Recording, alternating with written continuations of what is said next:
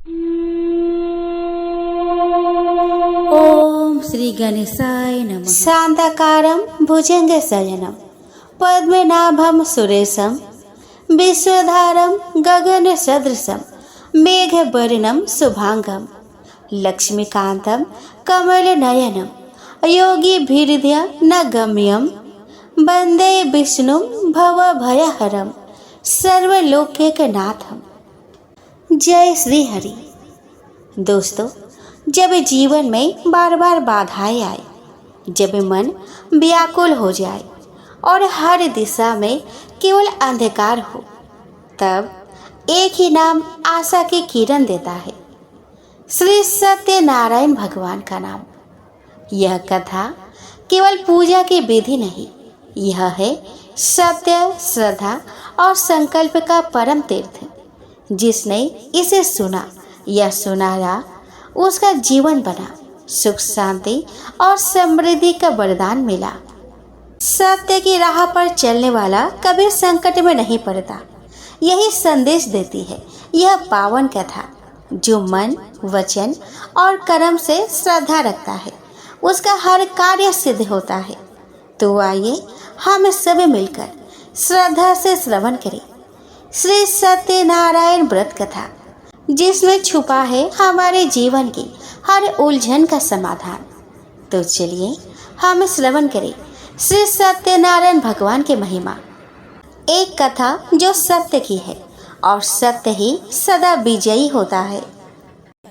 तो दोस्तों, व्यास जी बोले कि एक समय की बात है, नैमिष आरण्य में शौनक आदि ऋषियों ने पौराणिक श्री सूत जी से विनय पूर्वक पूछा कि भगवान, संसार के कल्याण के लिए आप यह बतलाने की कृपा करें कि चारों युगों में कौन पूजनीय और कौन सेवनीय है तथा कौन सबके अभिष्ट मनोरथों को पूर्ण करने वाला है। मानव अनायास से किसकी आराधना द्वारा अपनी मंगलमय कामना को प्राप्त कर सकता है। ब्राह्मण, आप ऐसे सत्य उपाय को बतलाए जो मनुष्य की कीर्ति को बढ़ाने वाला हो। शौनक आदि ऋषियों द्वारा इस प्रकार पूछे जाने पर श्री सूत जी भगवान सत्यनारायण की प्रार्थना करने लगे। श्री सूत जी ने प्रार्थना करते हुए कहा कि प्रफुल्लित नवीन कमल के समान नेत्र वाले भगवती लक्ष्मी के क्रीड़ा पात्र, चतुर्भुज सुवर्ण कांति के समान सुंदर शरीर वाले, संसार की रक्षा करने के एकमात्र मूल कारण तथा शत्रुओं के लिए धूम्रकेतु स्वरूप भगवान सत्यनारायण देव की मैं स्तुति करता हूँ, जो भगवान करुणा के निधान है, जिनके चरण कमल वंदनीय है, जो भक्तों पर अनुकंपा करने वाले हैं, जो लक्ष्मण जी के साथ रहते हैं और माता श्री सीता से समन्वित है तथा माता बेदही श्री जनक नंदिनी जी के मुंह के कमल की ओर स्निग्ध भाव से देखते रहते हैं। उन शत्रुघ्न, हनुमान तथा भरत से सेवित पूरे सत्य कुल का संहार करने वाले सत्य स्वरूप सूर्य श्रेष्ठ राघवेंद्र श्री रामचंद्र जी की मैं वंदना करता हूँ। सूत जी ने कहा कि ऋषियों, अब मैं आपसे श्रेष्ठ राजाओं के चरित्रों से संबंध एक इतिहास का वर्णन करता हूँ, उसे आप लोग श्रवण करें। यह पवित्र आख्यान कलि युग के संपूर्ण पापों का विनाश करने वाला, कामना को पूर्ण करने वाला, देवताओं द्वारा आभासित, ब्राह्मणों द्वारा प्रकाशित, विद्वानों को आनंदित करने वाला तथा विशेष रूप से सत्संग के चर्चा स्वरूप है। ऋषियों, एक समय योगी देव ऋषि नारद जी सबके कल्याण की कामना से विविध लोकों में भ्रमण करते हुए इस मृत्यु लोक में आए। यहाँ उन्होंने देखा कि अपने अपने किए गए कर्मों के अनुसार संसार के प्राणी नाना प्रकार के कलेशों एवं दुखों से दुखी है और विविध आदि एवं व्याधि से ग्रस्त है। यह देखकर उन्होंने सोचा कि कौन सा ऐसा उपाय है जिससे इन प्राणियों के दुख का नाश हो। ऐसा विचार कर वह विष्णु लोक में गए। वहाँ उन्होंने शंख, चक्र, गदा, पद्म और वनमाला से अलंकृत प्रसन्न मुख, शांत सनक सनंदन तथा सनत कुमार आदि से संस्तुत भगवान नारायण का दर्शन किया। उन देव आदिदेव का दर्शन कर नारद जी उनकी इस प्रकार स्तुति करने लगे। वाणी और मन से जिनका स्वरूप परे है और जो अनंत शक्ति संपन्न है, आदि मध्य और अंत से रहित है, ऐसे महान आत्मा निर्गुण स्वरूप आप परमात्मा को मेरा नमस्कार है। सभी के आदि पुरुष, लोक उपकार परायण, सर्वत्र व्याप्त तपोमूर्ति आपको मेरा बार बार नमस्कार है। देवऋषि नारद की स्तुति सुनकर भगवान विष्णु बोले कि देवऋषि, आप किस कारण से यहाँ आए हैं? आपके मन में कौन सी चिंता है? महाभाग, आप सभी बातें बताएं, मैं उचित उपाय कहूँगा। नारद जी ने कहा कि प्रभु, लोकों में भ्रमण करता हुआ मैं मृत्यु लोक में गया था। वहाँ मैंने देखा कि संसार के सभी प्राणी अनेक प्रकार के कलेश तापों से दुखी है, अनेक रोगों से ग्रस्त है। उनकी वैसी दुर्दशा देखकर मेरे मन में बड़ा कष्ट हुआ और मैं सोचने लगा कि किस उपाय से इन दुखी प्राणियों का उद्धार होगा। भगवान, उनके कल्याण के लिए आप कोई श्रेष्ठ एवं सुगम उपाय बतलाने की कृपा करें। नारद जी के इन वचनों को सुनकर भगवान नारायण ने साधु साधु शब्दों से उनका अभिनंदन किया और कहा कि नारद जी, जिस विषय में आप पूछ रहे हैं उसके लिए मैं आपको एक सनातन व्रत बतलाता हूँ। भगवान नारायण सत्ययुग और त्रेता युग में विष्णु स्वरूप में फल प्रदान करते हैं और द्वापर में अनेक रूप धारण कर फल देते हैं, परंतु कली युग में सर्वव्यापक भगवान सत्यनारायण प्रत्यक्ष फल देते हैं, क्योंकि धर्म के 4 पाद है, सत्य, शौच, तप और दान। इनमें सत्य ही प्रधान धर्म है। सत्य पर ही लोक का व्यवहार टिका है और सत्य में ही ब्रह्म प्रतिष्ठित है। इसीलिए सत्य स्वरूप भगवान सत्यनारायण का व्रत परम श्रेष्ठ कहा गया है। नारद जी ने पुनः पूछा कि भगवान सत्यनारायण की पूजा का क्या फल है और इसकी क्या विधि है? देव कृपा सागर, आप सभी बातें अनुग्रह पूर्वक मुझसे बताएं। श्री भगवान बोले कि नारद, सत्यनारायण की पूजा का फल एवं विधि चतुर्मुख ब्रह्मा भी बतलाने में समर्थ नहीं है, किंतु संक्षेप में मैं उसका फल तथा विधि बतला रहा हूँ, आप उसे सुने। सत्यनारायण के व्रत एवं पूजा से निर्धन व्यक्ति धनाढ्य और पुत्रहीन व्यक्ति पुत्रवान हो जाता है। राज्यच्युत व्यक्ति राज्य प्राप्त कर लेता है। दृष्टिहीन व्यक्ति दृष्टि संपन्न हो जाता है। बंदी बंधन मुक्त हो जाता है और भयार्थ व्यक्ति निर्भय हो जाता है। अधिक क्या, व्यक्ति जिस जिस वस्तु की इच्छा करता है उसे वह सब प्राप्त हो जाती है। इसीलिए मुझे मनुष्य जन्म में भक्ति पूर्वक सत्यनारायण की आवश्यक आराधना करनी चाहिए। इससे वह अपने अभिलषित वस्तु को निस्संदेह शीघ्र ही प्राप्त कर लेता है। इस सत्यनारायण व्रत के करने वाले व्रती को चाहिए कि वह प्रातः दंत धावन पूर्वक स्नान करे पवित्र हो जाए। हाथ में तुलसी मंजरी को लेकर सत्य में प्रतिष्ठित भगवान श्री हरि का इस प्रकार ध्यान करे। सघन मेघ के समान अत्यंत निर्मल चतुर्भुज अति श्रेष्ठ पीले वस्त्रों को धारण करने वाले प्रसन्न मुख नवीन कमल के समान नेत्र वाले सनक सनंदन आदि से उपसेवित भगवान नारायण का मैं सतत चिंतन करता हूँ। देव, मैं आपके सत्य स्वरूप को धारण कर सायकाल में आपकी पूजा करूँगा। आपके रमणीय चरित्र को सुनकर आपके प्रसाद अर्थात आपकी प्रसन्नता का मैं सेवन करूँगा। इस प्रकार मन में संकल्प कर सायकाल में विधि पूर्वक भगवान सत्यनारायण की पूजा करनी चाहिए। पूजा में 5 कलश रखने चाहिए, कदलीय स्तंभ और चंदनवार लगाने चाहिए। स्वर्ण मंडित भगवान शालिग्राम को पुरुष सूक्त द्वारा पंचामृत आदि से भली भांति स्नान कराकर चंदन आदि अनेक उपचारों से भक्ति पूर्वक उनकी अर्चना करनी चाहिए। अनंतर भगवान को निम्न मंत्र का उच्चारण करते हुए प्रणाम करना चाहिए। सदैश्चर्य रूप भगवान सत्यदेव को नमस्कार है। मैं आपका सदा ध्यान करता हूँ। आपका धर्म, अर्थ, काम और मोक्ष इस चतुर्विध पुरुषार्थ को प्रदान करने वाले हैं। आपको बार बार नमस्कार है। इस मंत्र का यथाशक्ति जप कर 108 बार हवन करें। उसके दशांश से तर्पण और उसके दशांश से मार्जन कर भगवान की कथा को सुनना चाहिए, जो 6 अध्यायों में उपनिबद्ध है। भगवान की इस कथा में सत्य धर्म की मुख्यता है। कथा श्रवण के अनंतर भगवान के प्रसाद को 4 भागों में विभक्त कर उसे भली भांति वितरण करे। प्रथम भाग आचार्य को दे, द्वितीय भाग अपने कुटुंब को, तृतीय भाग श्रोताओं को और चतुर्थ भाग अपने लिए रखे। तत्पश्चात ब्राह्मणों को भोजन कराए एवं स्वयं भी मौन होकर भोजन करे। देव ऋषि इस विधि से सत्यनारायण की पूजा करनी चाहिए। श्रद्धा भक्ति पूर्वक सत्यनारायण की पूजा करने वाला व्रती सभी अभीष्ट कामनाओं को इसी जन्म में प्राप्त कर लेता है। इस जन्म में किए गए पुण्य फल को दूसरे जन्म में भोगा जाता है और दूसरे जन्म में किए गए कर्मों का फल मनुष्य को यहाँ भोगना पड़ता है। श्रद्धा पूर्वक किया गया सत्यनारायण का व्रत सभी कामनाओं को पूर्ण करने वाला है। नारद जी ने कहा कि भगवान, आज ही आपकी आज्ञा से भूमंडल में इस सत्यदेव व्रत को मैं प्रतिष्ठित करूंगा।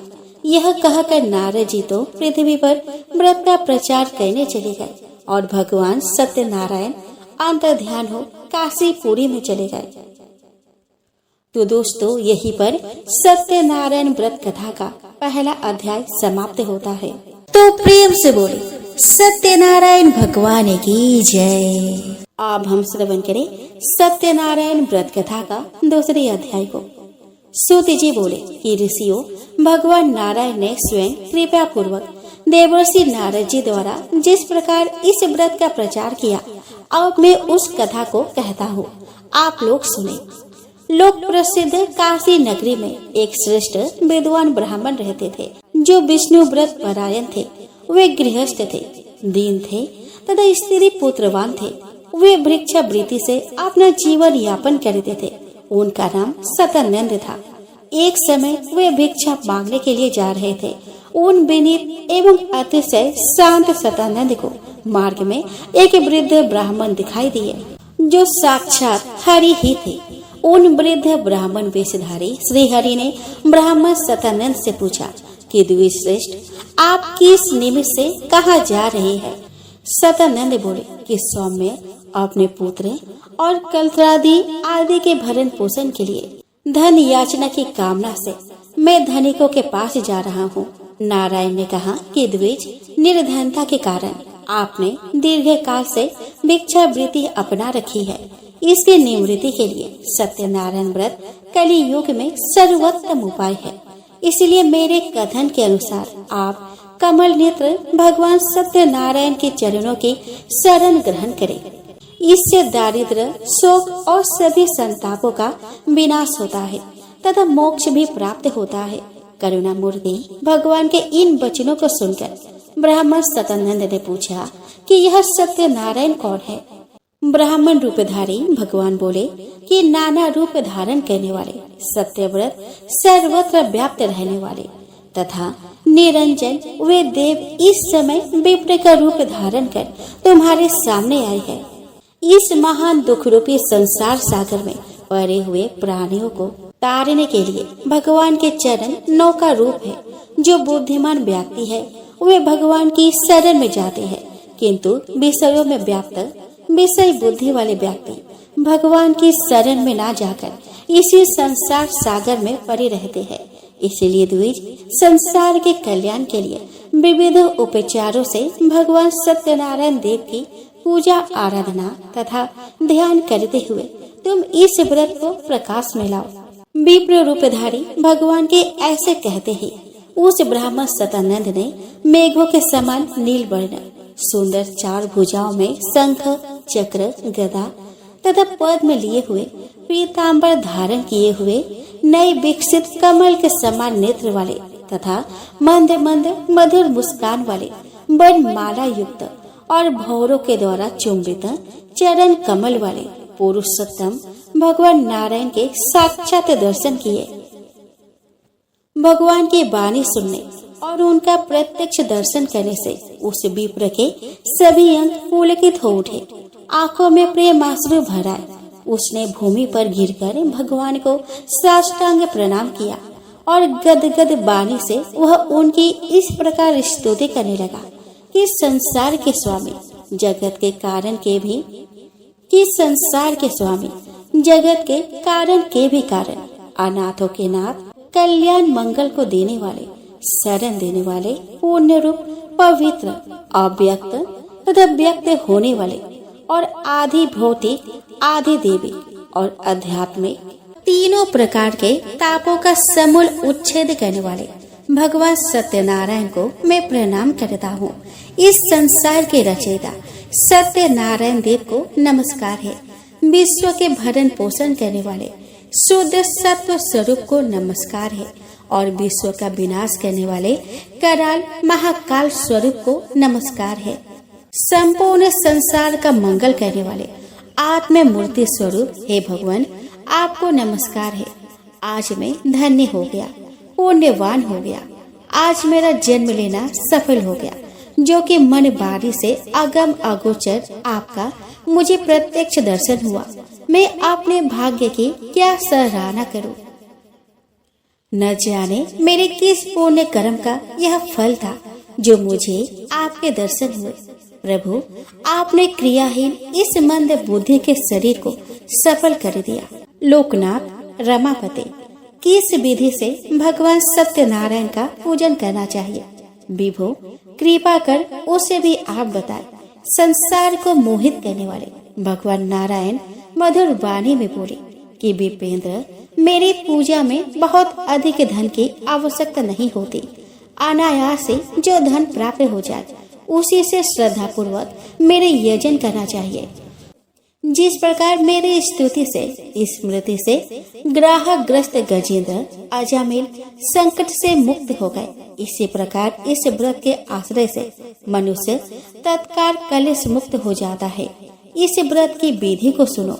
अभिष्ट कामना की सिद्धि के लिए पूजा की सामग्री एकत्र कर विधि पूर्वक भगवान सत्यनारायण की पूजा करनी चाहिए। 1.25 सेर के लगभग गोधूम चूर्ण में दूध और शक्कर मिलाकर उस चूर्ण को घृत से युक्त कर हरि को निवेदित करना चाहिए। ये भगवान को अत्यंत प्रिय है। पंचामृत के द्वारा भगवान सालग्राम को स्नान कराकर गंधे, पुष्प, धूप, दीप, नैवेद्य तथा तांबूल आदि उपचारों से मंत्रों द्वारा उनकी अर्चना करनी चाहिए। अनेक मिष्टान्न तथा भोज्य भोज्य पदार्थों एवं मौसमी फलों तथा फूलों से भक्ति पूर्वक पूजा करनी चाहिए। फिर ब्राह्मणों तथा स्वजनों के साथ मेरी कथा, राजा तुंगध्वज के इतिहास, भीलों की और बनीकी की कथा को आदर पूर्वक श्रवण करना चाहिए। कथा के अनंतर भक्ति पूर्वक सत्यदेव को प्रणाम कर प्रसाद का वितरण करना चाहिए। तदंतर भोजन करना चाहिए। मेरी प्रसन्नता द्रव्य आदि से नहीं, अपितु श्रद्धा भक्ति से ही होती है।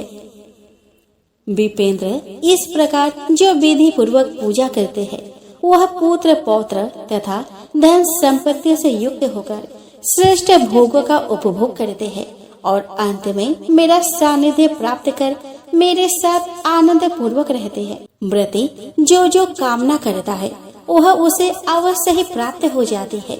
इतना कहकर भगवान अंतर ध्यान हो गए और वे ब्राह्मण भी अत्यंत प्रसन्न हो गए। मन ही मन उन्हें प्रणाम कर वे भिक्षा के लिए नगर की ओर चल दिए और उन्होंने मन में यह निश्चय किया कि आज भिक्षा में जो धन मुझे प्राप्त होगा मैं उससे भगवान सत्यनारायण की पूजा करूंगा। उस दिन अनायास बिना मांगे ही उन्हें प्रचुर धन प्राप्त हो गया। वे आश्चर्यचकित हो अपने घर आए। उन्होंने सारा वृतांत अपने धर्म पत्नी को बताया। उसने भी सत्यनारायण के व्रत पूजा का अनुमोदन किया। वह पति की आज्ञा से श्रद्धा पूर्वक बाजार से पूजा की सभी सामग्रियों को ले आई और अपने बंधु बांधवों तथा पड़ोसियों को भगवान सत्यनारायण की पूजा में सम्मिलित होने के लिए बुला ले आई। अनंतर सतानंद ने भक्तिपूर्वक भगवान की पूजा की। कथा की समाप्ति पर प्रसन्न होकर उनकी कामनाओं को पूर्ण करने के उद्देश्य से भक्तवत्सल भगवान सत्यनारायण देव प्रकट हो गए। उनका दर्शन कर ब्राह्मण सतानंद ने भगवान से इस लोक में तथा परलोक में सुख एवं पराभक्ति की याचना की और कहा कि हे भगवान, आप मुझे अपना दास बना ले। भगवान भी तथास्तु कहकर अंतर्ध्यान हो गए और ब्राह्मण भी कृतकृत्य हो गया। वे सभी भगवान को दंडवत प्रणाम कर आदर पूर्वक प्रसाद ग्रहण कर यह ब्राह्मण धन्य है इस प्रकार कहते हुए अपने अपने घर चले गए। तभी से लोक में यह प्रचार हो गया कि भगवान सत्यनारायण का व्रत अभिष्ट कामनाओं की सिद्धि प्रदान करने वाला, कलेश नाशक और भोग्य मोक्ष को प्रदान करने वाला है। इति सत्यनारायण व्रत का द्वितीय अध्याय का समापन होता है। तो प्रेम से बोले सत्यनारायण भगवान की जय। अब हम श्रवण करेंगे सत्यनारायण व्रत कथा का तृतीय अध्याय को। सूत जी बोले कि ऋषियों, प्राचीन काल में केदार खंड के मणिपूरक नामक नगर में चंद्रचूड़ नामक एक धार्मिक तथा प्रजावत्सल राजा रहते थे। वे अत्यंत शांत स्वभाव, मृदुभाषी, धीर प्रकृति तथा भगवान नारायण के भक्त थे।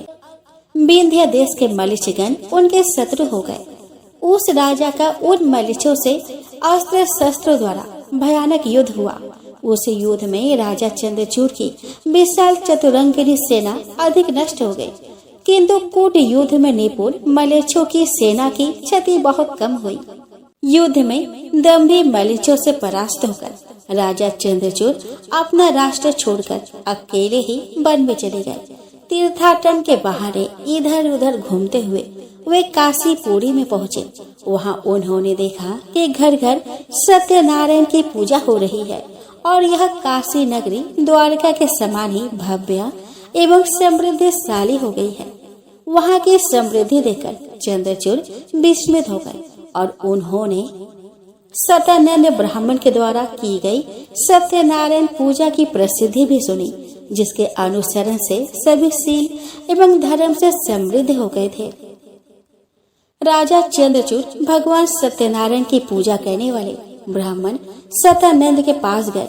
उनके चरणों पर गिरकर उनसे सत्यनारायण पूजा की विधि पूछी तथा अपने राज्य भ्रष्ट होने की कथा भी बतलाई और कहा कि ब्राह्मण लक्ष्मीपति भगवान जनार्दन जिस व्रत से प्रसन्न होते हैं, पाप के नाश करने वाले, उस व्रत को बतलाकर आप मेरा उद्धार करें। सतानंद ने कहा कि राजन श्रीपति, भगवान को प्रसन्न करने वाला सत्यनारायण नामक एक श्रेष्ठ व्रत है, जो समस्त दुख सुख आदि का सामक, धन धान्य का प्रवर्धक, सौभाग्य और संतति का प्रदाता और सर्वत्र विजय प्रदायक है। राजन, जिस किसी भी दिन प्रदोष काल में इनके पूजन आदि का आयोजन करना चाहिए।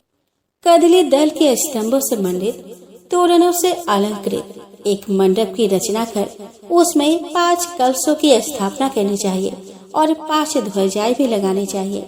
मृत्यु को चाहिए कि उस मंडप के मध्य में ब्राह्मणों के द्वारा एक रमणीय वेदिका की रचना करवाए। उसके ऊपर स्वर्ण से मंडित शिला रूप भगवान नारायण को स्थापित कर प्रेम पूर्वक चंदन, पुष्प आदि उपचारों से उनकी पूजा करें।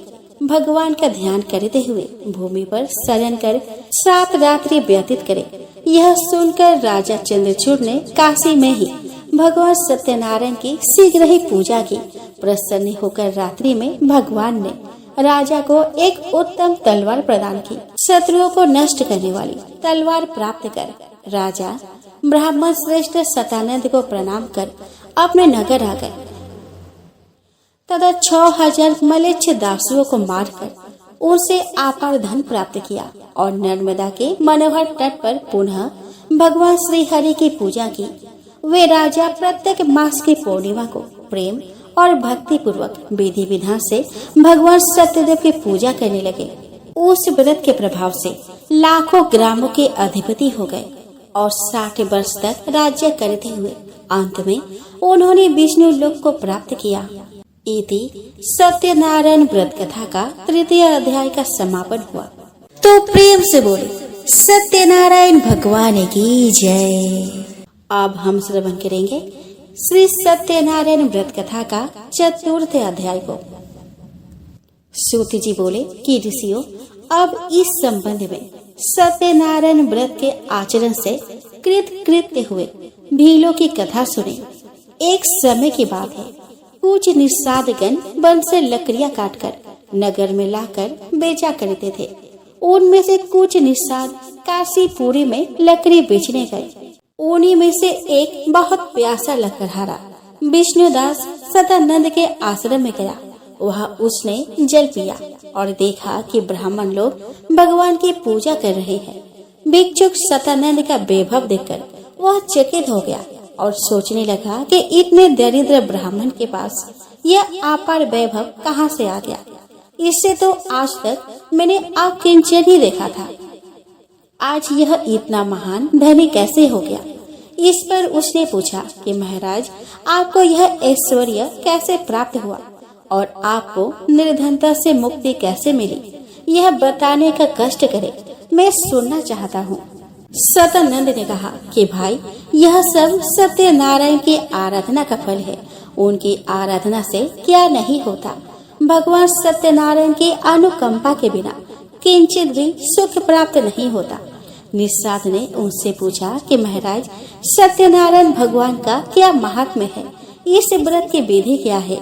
आप उनकी पूजा के सभी उपचारों का वर्णन करें, क्योंकि उपकार परायण संत महात्मा अपने हृदय में सबके लिए समान भाव रखते हैं, किसी से कोई कल्याणकारी बात नहीं छिपाते। सदानंद बोले कि एक समय की बात है, केदार क्षेत्र के मणिपूरक नगर में रहने वाला राजा चंद्रचूड़ मेरे आश्रम में आए और उन्होंने मुझसे भगवान सत्यनारायण व्रत कथा के विधान को पूछा। हे निषाद पुत्र, इस पर मैंने जो उन्हें बताया था उसे तुम सुनो। सकाम भाव से अथवा निष्काम भाव से किसी भी प्रकार भगवान की पूजा का मन में संकल्प कर उनकी पूजा करनी चाहिए। सवा सेर गोधूम के चूर्ण को मधु तथा सुगंधित घृत से संस्कृत कर नैवेद्य के रूप में भगवान को अर्पण करना चाहिए। भगवान सत्यनारायण को पंचामृत से स्नान कराकर चंदन आदि उपचारों से उनकी पूजा करनी चाहिए। पायस, आपूप, सैयाव, दधि, दुग्ध, ऋतुफल, पुष्प, धूप, दीप तथा नैवेद्य आदि से भक्ति पूर्वक भगवान की पूजा करनी चाहिए। यदि वैभव रहे तो और अधिक उत्साह एवं समारोह से पूजा करनी चाहिए। भगवान भक्ति से जितना प्रसन्न होते हैं, उतना विपुल द्रव्यों से प्रसन्न नहीं होते। भगवान संपूर्ण विश्व के स्वामी एवं आप्त काम है। उन्हें किसी वस्तु की आवश्यकता नहीं, केवल भक्तों के द्वारा श्रद्धा से अर्पित की हुई वस्तु को वे ग्रहण करते हैं। इसीलिए दुर्योधन के द्वारा की जाने वाली राज पूजा को छोड़कर भगवान ने विदुर के आश्रम में आकर शाक भाजी और पूजा को ग्रहण किया। सुदामा के टंडुल कर्ण को स्वीकार कर भगवान ने उन्हें मनुष्य के लिए सर्वथा दुर्लभ संपत्तियां प्रदान कर दी। भगवान केवल प्रीति पूर्वक भक्ति की ही अपेक्षा करते हैं।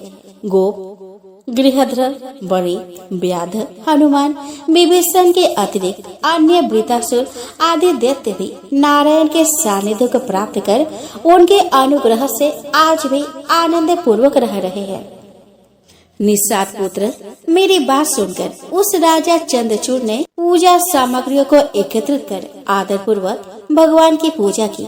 फलस्वरूप वे अपना नष्ट हुआ द्रव्य प्राप्त कर आज भी आनंदित हो रहे हैं। इसीलिए तुम भी भक्ति से सत्यनारायण की उपासना करो। इससे तुम इस लोकों में सुख को प्राप्त कर अंत में भगवान विष्णु का सानिध्य प्राप्त करोगे। यह सुनकर वह निषाद कृतकृत्य हो गया। विप्र श्रेष्ठ सदानंद को प्रणाम कर अपने घर जाकर उसने अपने साथियों को भी हरि सेवा का महात्म्य बताया। उन सब ने भी प्रसन्नचित हो श्रद्धा पूर्वक यह प्रतिज्ञा की कि आज काष्ठ को बेचकर हम लोगों को जितना धन प्राप्त होगा उससे अपने सभी बंधु बांधवों के साथ श्रद्धा एवं विधि पूर्वक हम सत्यनारायण की पूजा करेंगे। उस दिन उन्हें काष्ठ बेचने से पहले की अपेक्षा चौगुना धन मिला। घर आकर उन सब ने सारी बात स्त्रियों को बताई और फिर सब ने मिलकर आदर पूर्वक भगवान सत्यनारायण की पूजा की और कथा का श्रवण किया और भक्ति पूर्वक भगवान का प्रसाद सबको वितरित कर स्वयं भी ग्रहण किए। पूजा के प्रभाव से पुत्र पत्नी आदि से समन्वित निषाद गणों ने पृथ्वी पर द्रव्य और श्रेष्ठ ज्ञान दृष्टि को प्राप्त किया।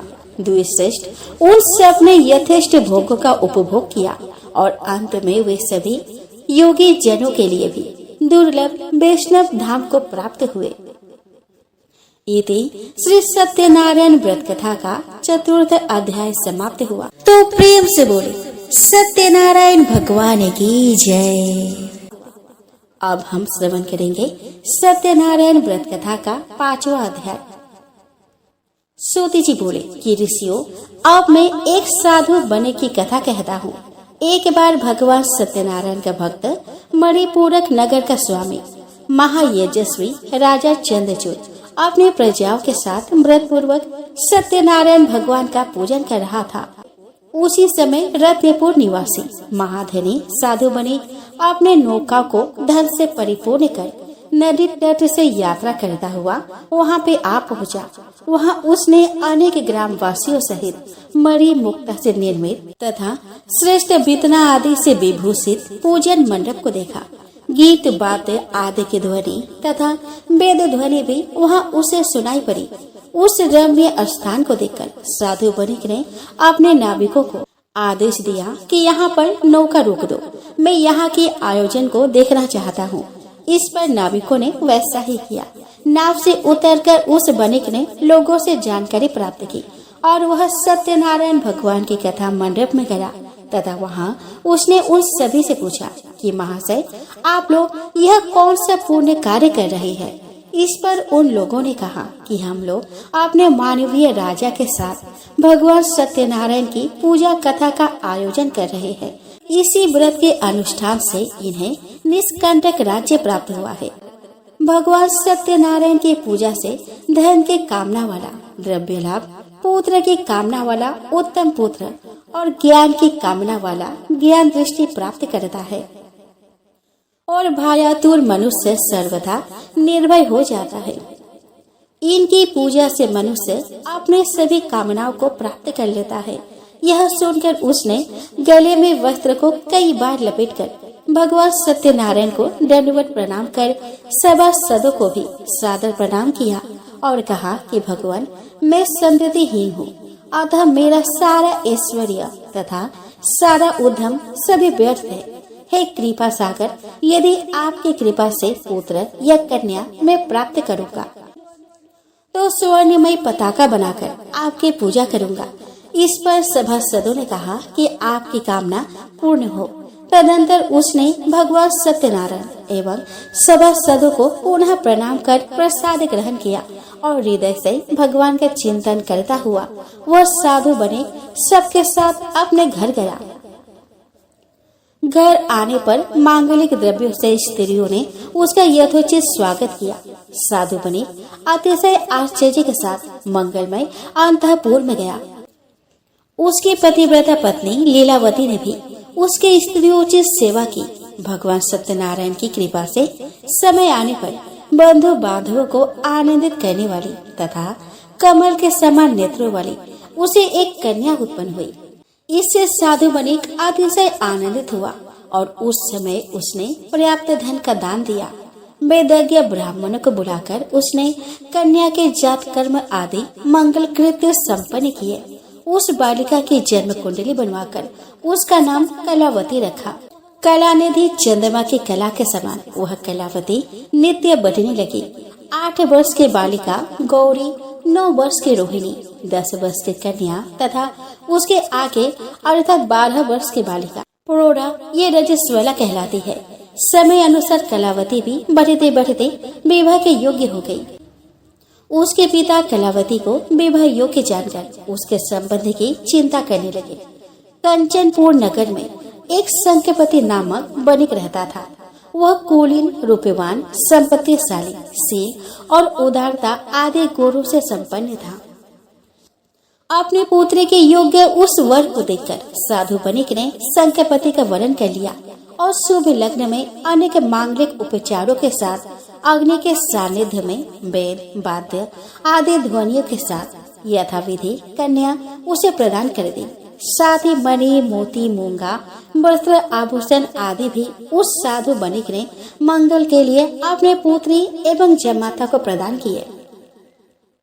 साधु बनिक अपने दामाद को अपने घर में रखकर उसे पुत्र के समान मानता था और वह भी पिता के समान साधु बनिक का आदर करता था। इस प्रकार बहुत समय बीत गया। साधु बनिक ने भगवान सत्यनारायण की पूजा करने का पहले यह संकल्प लिया था कि संतान प्राप्त होने पर मैं भगवान सत्यनारायण की पूजा करूंगा, पर वह इस बात को भूल ही गया था। उसने पूजा नहीं की। कुछ दिनों बाद वह अपने जमाता के साथ व्यापार के निमित्त सुदूर नर्मदा के दक्षिण तट पर गया और वहां व्यापार निरत होकर बहुत दिनों तक ठहरा रहा। पर वहां भी उसने सत्यदेव के किसी प्रकार की भी उपासना नहीं की और परिणाम स्वरूप भगवान के प्रकोप का भजन बनकर वह अनेक संकटों से ग्रस्त हो गया। एक समय कुछ चोरों ने एक निस्तब्ध रात्रि में वहां के राजमहल से बहुत सा द्रव्य और मोती का माला को चुरा लिया।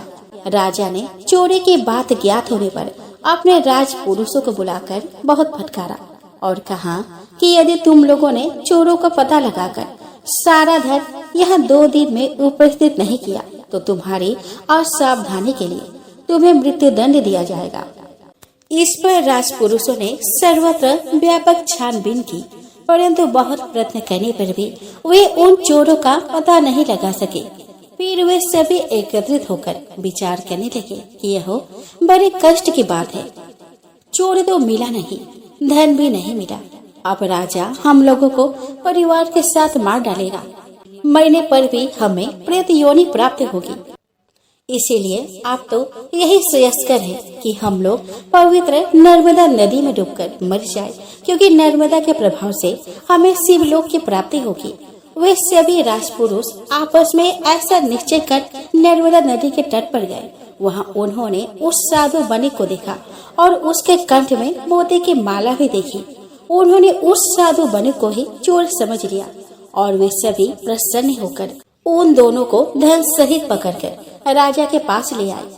भगवान सत्यनारायण भी पूजा करने में असत्य का आश्रय लेने के कारण बनिक के प्रतिकूल हो गए थे।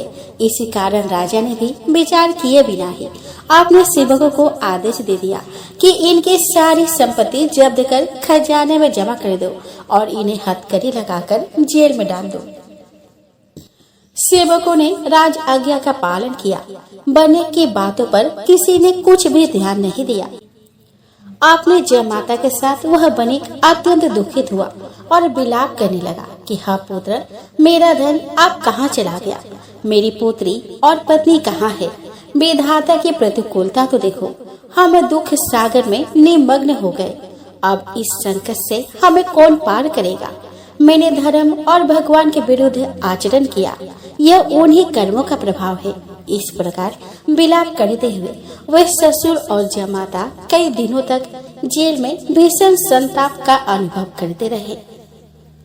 इति सत्यनारायण व्रत कथा का 5वां अध्याय यहीं पर समाप्त हुआ। तो प्रेम से बोले सत्यनारायण भगवान की जय। अब हम श्रवण करेंगे सत्यनारायण व्रत कथा का 6वां अध्याय।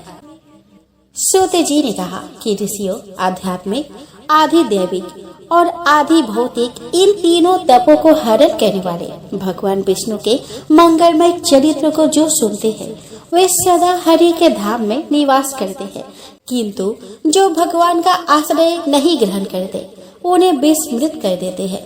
उन्हें कष्टमय नरक प्राप्त होता है। भगवान विष्णु की पत्नी का नाम कमला यानी कि लक्ष्मी है। इनके 4 पुत्र हैं, धर्म, यज्ञ, राजा और चोर। यह सभी लक्ष्मी प्रिय है, अर्थात ये लक्ष्मी की इच्छा करते हैं। ब्राह्मणों और अतिथियों को जो दान दिया जाता है वह धर्म कहा जाता है। इसके लिए धन की आवश्यकता है। स्वाहा और स्वधा के द्वारा जो देव यज्ञ और पितृ यज्ञ किया जाता है वह यज्ञ कहा जाता है। उसमें भी धन की अपेक्षा होती है। धर्म और यज्ञ की रक्षा करने वाला राजा कहलाता है।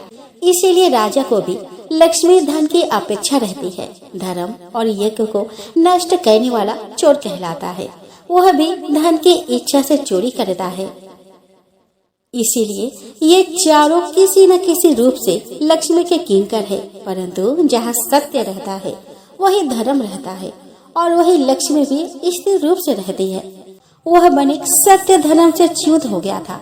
उसने सत्यनारायण व्रत ना कर प्रतिज्ञा भंग की थी। इसीलिए राजा ने उस बनिक के घर से भी सारा धन हरण करवा लिया और घर में चोरी भी हो गई। बेचारी उसकी पत्नी लीलावती एवं पुत्री कलावती के साथ अपने वस्त्र आभूषण तथा मकान बेचकर जैसे तैसे जीवन यापन करने लगी। एक दिन उसकी कन्या कलावती भूख से व्याकुल होकर किसी ब्राह्मण के घर गई और वहां उसने ब्राह्मण को भगवान सत्यनारायण की पूजा करते हुए देखा। जगन्नाथ सत्यदेव की प्रार्थना करते हुए देखकर उसने भी भगवान से प्रार्थना की कि हे सत्यनारायण देव, मेरे पिता और पति यदि घर पर आ जाएंगे तो मैं भी आपकी पूजा करूंगी। उसकी बात सुनकर ब्राह्मणों ने कहा कि ऐसा ही होगा। इस प्रकार ब्राह्मणों से आश्वासन युक्त आशीर्वाद प्राप्त कर वह अपने घर वापस आ गई। रात्रि में देर से लौटने के कारण माता ने उससे डांटते हुए पूछा कि बेटी, इतनी रात तक तुम कहाँ रही? इस पर उसने उसे प्रसाद देते हुए सत्यनारायण पूजा का वृतांत को बताया और कहा कि माँ, मैंने वहाँ सुना कि भगवान सत्यनारायण कलयुग में प्रत्यक्ष फल देने वाले हैं। उनकी पूजा मनुष्य गण सदा करते हैं। माँ, मैं भी उनकी पूजा करना चाहती हूँ। तुम मुझे आज्ञा प्रदान करो। मेरे पिता और स्वामी अपने घर आ जाए, यही मेरी कामना है। रात में ऐसा मन में निश्चय कर प्रातः वह कलावती सीलपाल नामक एक बनिक के घर पर धन प्राप्त करने की इच्छा से गई और उसने कहा कि बंधु, थोड़ा धन दे जिससे मैं भगवान सत्यनारायण के व्रत कर सकूं। यह सुनकर सीलपाल ने उसे 5 अशर्फी दी और कहा कि कलावती, तुम्हारे पिता का कुछ ऋण शेष था, मैं उन्हें ही वापस कर रहा हूँ। इसे देकर आज में वो ऋण हो गया। यह कहकर सीलपाल गया तीर्थ में श्राद्ध करने चला गया। कन्या ने अपने माँ लीलावती के साथ उस द्रव्य से कल्याणप्रद सत्यनारायण व्रत का श्रद्धा भक्ति से विधि पूर्वक अनुष्ठान किया। इससे सत्यनारायण भगवान संतुष्ट हो गए। उधर नर्मदा तटवासी राजा अपने राजमहल में सो रहा था। रात्रि के अंतिम प्रहर में ब्राह्मण वेशधारी भगवान सत्यनारायण ने स्वप्न में उससे कहा कि राजन, तुम शीघ्र उठकर उन निर्दोष बनिकों को बंधन मुक्त कर दो। वे दोनों बिना अपराध के ही बंदी बना लिए गए हैं। यदि तुम ऐसा नहीं करोगे तो तुम्हारा कल्याण नहीं होगा। इतना कहकर वे अंतर्निहित हो गए। राजा निद्रा से सहसा जाग उठा। वह परमात्मा का स्मरण करने लगा। प्रातः काल राजा अपने सभा में आया और उसने अपने मंत्री से देखे गए स्वप्न का फल पूछा। महामंत्री ने भी राजा से कहा कि राजन, बड़े आश्चर्य की बात है कि मुझे भी आज ऐसा ही स्वप्न दिखलाई पड़ा। अतः उस बड़ी और उसके जामाता को बुलाकर भली भांति पूछताछ कर लेनी चाहिए। राजा ने उन दोनों को बंदी गृह से बुलवाया और पूछा कि तुम दोनों कहाँ रहते हो और तुम कौन हो। इस पर साधु बनिक ने कहा कि राजन, मैं रत्नपुर का निवासी एक बनिक हूँ। मैं व्यापार करने के लिए यहाँ आया था, पर देवीवश आपके सेवकों ने हमें चोर समझकर पकड़ लिया। साथ में यह मेरा जमाता है। बिना अपराध के ही हमें मणि मुक्ता की चोरी लगी है। राजेंद्र, हम दोनों चोर नहीं है। आप भली भांति विचार कर ले। उसकी बातें सुनकर राजा को बड़ा पश्चाताप हुआ। उन्होंने उन्हें बंधन मुक्त कर दिया। उनके अनेक प्रकार से उन्हें अलंकृत कर भोजन कराया, वस्त्र आभूषण आदि देकर उनका सम्मान किया। साधु बनिक ने कहा कि राजन, मैंने कारागार में अनेक कष्ट भोगे हैं। अब मैं अपने नगर जाना चाहता हूँ। आप मुझे आज्ञा दें। इस पर राजा ने अपने कोषाध्यक्ष के माध्यम से साधु बनिक की नौका रत्नों आदि से परिपूर्ण करवा दी। फिर वह साधु बनिक अपने जमाता के साथ राजा द्वारा सम्मानित हो 2 गोरी धन लेकर रत्नपुर की ओर चला। साधु बनिक ने अपने नगर के लिए प्रस्थान किया, पर भगवान सत्यनारायण का पूजन वह उस समय भी भूल गया। भगवान सत्यदेव ने जो कलियुग में तत्काल फल देते हैं, पुनः तपस्वी का रूप धारण कर वहां आकर उससे पूछा कि साधु, तुम्हारी इस नौका में क्या है? इस पर साधु बनिक ने उत्तर दिया कि आपको देने के लिए कुछ भी धन मेरे पास नहीं है। नाव में केवल कुछ लताओं के पत्ते भरे पड़े हैं। साधु बनिक के ऐसा कहने पर तपस्वी ने कहा कि ऐसा ही होगा। इतना कहकर तपस्वी अंतर ध्यान हो गए। उनके ऐसा कहते ही नौका में धन के बदले केवल पत्ते ही दिखने लगे। यह सब देखकर साधु अत्यंत चकित एवं चिंतित हो गया। उसे मूर्छा सी आ गई। वह अनेक प्रकार से विलाप करने लगा। वज्रपात होने के समान वह स्तब्ध होकर सोचने लगा कि मैं अब क्या करूं, कहाँ जाऊं, मेरा धन कहाँ चला गया। जब माता के समझाने बुझाने पर उसे तपस्वी का श्राप समझकर वह पुनः उन्हीं तपस्वी के शरण में गया और गले में कपड़ा लपेटकर उन तपस्वी को प्रणाम कर कहा कि महाभाग, आप कौन हैं? कोई गंधर्व है या देवता है अथवा साक्षात परमात्मा है? प्रभु, मैं आपकी महिमा को लेस मात्र भी नहीं जानता। आप मेरे अपराधों को क्षमा कर दे और मेरी नौका के धन को पुनः पूर्ववत कर दे। इस पर तपस्वी रूप भगवान सत्यनारायण ने कहा कि तुमने चंद्रचूड़ राजा के सत्यनारायण के मंडप में संतति के प्राप्त होने पर भगवान सत्यदेव की पूजा करूंगा ऐसा प्रतिज्ञा की थी। तुम्हें कन्या प्राप्त हुई, उसका विवाह भी तुमने किया, व्यापार से धन भी प्राप्त किया, बंदी गृह से तुम मुक्त भी हो गए, पर तुमने भगवान सत्यनारायण की पूजा कभी नहीं की। इससे मिथ्या भाषण, प्रतिज्ञा लोभ और देवता की अवज्ञा आदि अनेक दोष हुए। तुम भगवान का स्मरण तक भी नहीं करते। इसी कारण हे मूढ़, तुम कष्ट भोग रहे हो। सत्यनारायण भगवान सर्वव्यापी है, वे सभी फलों को देने वाले हैं। उनका अनादर कर तुम कैसे सुख प्राप्त कर सकते हो? तुम भगवान को याद करो, उनका स्मरण करो। इस पर साधु बनी को भगवान सत्यनारायण का स्मरण हुआ। वह पश्चाताप करने लगा। उसके देखते ही देखते वहाँ वे तपस्वी भगवान सत्यनारायण रूप में परिवर्तित हो गए। तब वह उनकी इस प्रकार स्तुति करने लगे। सत्य स्वरूप, सत्य संध, सत्यनारायण भगवान हरि को नमस्कार है। जिस सत्य से जगत की प्रतिष्ठा है, उस सत्य स्वरूप आपको बार बार नमस्कार है। भगवान, आपकी माया से मोहित होने के कारण मनुष्य आपके स्वरूप को नहीं जान पाता और इस दुख रूपी संसार समुद्र को सुख मानकर उसी में लिप्त रहता है। धन के गर्व से मैं मूढ़ होकर मदांधकार से कर्तव्य और अकर्तव्य की दृष्टि से शून्य हो गया। मैं अपने कल्याण को भी नहीं समझ पा रहा हूँ। मेरे दो रातमय भाव के लिए आप क्षमा करें। हे तपोनिधे, आपको नमस्कार है। कृपा सागर, आप मुझे अपने चरणों का दास बना ले, जिससे मुझे आपके चरण कमलों का नित्य स्मरण होते रहे। इस प्रकार स्तुति कर उस साधु बनिक ने 1,00,000 मुद्रा से पुरोहित के द्वारा घर आकर सत्यनारायण की पूजा करने के लिए प्रतिज्ञा की। इस पर भगवान ने प्रसन्न होकर कहा कि वत्स, तुम्हारी इच्छा पूर्ण होगी। तुम पुत्र पौत्र से समन्वित होकर श्रेष्ठ भोगों को भोग कर मेरे सत्य लोक को प्राप्त करोगे और मेरे साथ आनंद प्राप्त करोगे। यह कहकर भगवान सत्यनारायण अंतर्निहित हो गए और साधु ने पुनः अपनी यात्रा प्रारंभ की। सत्यदेव भगवान से रक्षित हो वह साधु बने 1 सप्ताह में नगर के समीप पहुंच गया और उसने अपने आगमन का समाचार देने के लिए घर पर दूत भेजा। दूत ने घर आकर साधु बने की स्त्री लीलावती से कहा कि जमाता के साथ सफल मनोरथ साधु बने आ रहे हैं। वह साध्वी लीलावती कन्या के साथ सत्यनारायण भगवान की पूजा कर रही थी। पति के आगमन को सुनकर उसने पूजा वहीं पर छोड़ दी और पूजा का शेष दायित्व अपने पुत्री को सौंप कर वह शीघ्रता से नौका के समीप चली गई। इधर कलावती भी अपने सखियों के साथ सत्यनारायण की जैसे तैसे पूजा समाप्त कर बिना प्रसाद लिए ही नौका की ओर चली गई। भगवान सत्यनारायण के प्रसाद के अपमान से जय माता सहित साधु बने की नौका जल के मध्य अलक्षित हो गई।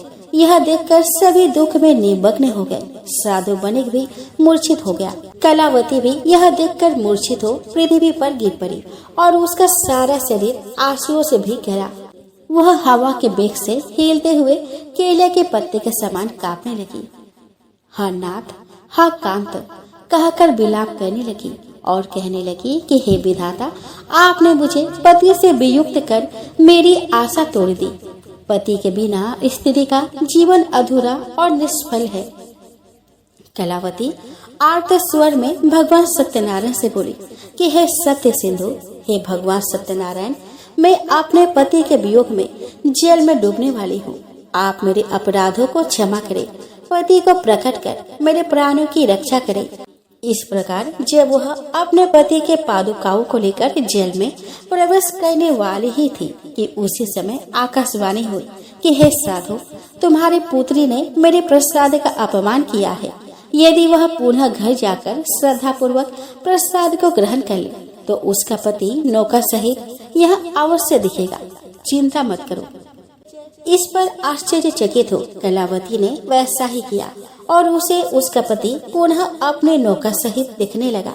फिर क्या था, सभी परस्पर आनंद से मिले और घर आकर साधु बनिक ने 1,00,000 मुद्राओं से बड़े समारोह पूर्वक भगवान सत्यदेव की पूजा की और आनंद से रहने लगा। पुनः कभी भगवान सत्यदेव की उपेक्षा नहीं की। उस व्रत के प्रभाव से पुत्र पौत्र समन्वित अनेक भोगों का उपभोग करते हुए सभी स्वर्ग लोक चले गए। इस इतिहास को जो मनुष्य भक्ति पूर्वक सुनता है वह भी विष्णु को अत्यंत प्रिय हो जाता है, अपनी मनोकामना की सिद्धि प्राप्त कर लेता है। सूत जी बोले कि ऋषि करो, मैंने सभी व्रतों में श्रेष्ठ इस सत्यनारायण व्रत को कहा। ब्राह्मण के मुख से निकला हुआ यह व्रत कलिकाल में अतिशय पुण्यप्रद है। इति श्री सत्यनारायण व्रत कथा का 6वां अध्याय यहीं पर समाप्त होता है। तो प्रेम से बोले सत्यनारायण भगवान की जय।